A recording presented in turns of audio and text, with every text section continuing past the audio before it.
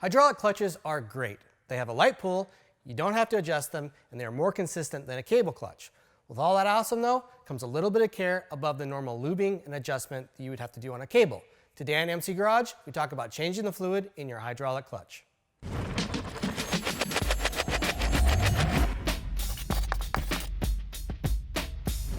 Just like your brakes, your hydraulic clutch uses pressure applied by a lever through a piston in the master cylinder to transfer that force to the slave cylinder. That in turn pushes its piston out to actuate the pushrod. That moves the pressure plate, which releases the force holding the fiber and steel plates together, thereby uncoupling the transmission from the crankshaft. Over time, you might notice that your clutch becomes less consistent or even notchy. This is because an air bubble may have found its way into the line, or the hydraulic fluid itself could have absorbed water from the outside air, which then leads to corrosion. Or it could be just time to change your fluid according to your manual. Either way, today, we're going to change the fluid. If you've ever changed your brake fluid, then you're well equipped to do this. The method is very much the same. To complete this job, you're going to need the proper fluid. Most systems use the same fluid as your brakes. That could be .4, 5, or 5.1. But some use straight mineral oil. That's usually a Magura system. Once you have your oil, you just need a clear tube, a catch bottle, an 8mm wrench for the bleed nipple, and a syringe or some other method to suck the fluid out of the reservoir. And then you just need a way to remove the cover from the master cylinder reservoir. Pop the top on the reservoir, but make sure first you lay out rags to protect the paint, just in case you have any drips. Check out the rubber diaphragm. Look it over for any tears, pinholes, or cracks, and then give it a good wipe down with a paper towel. Do not use brake cleaner or contact cleaner on this part because it'll make it swell or distort and it won't seal properly when you go to reinstall it.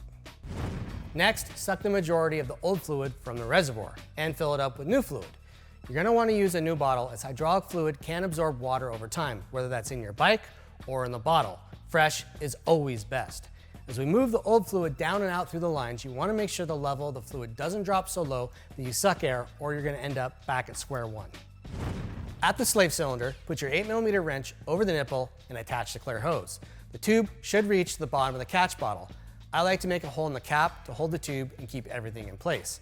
You should also have some fluid at the bottom to cover the tube to keep air from traveling up and back into the system.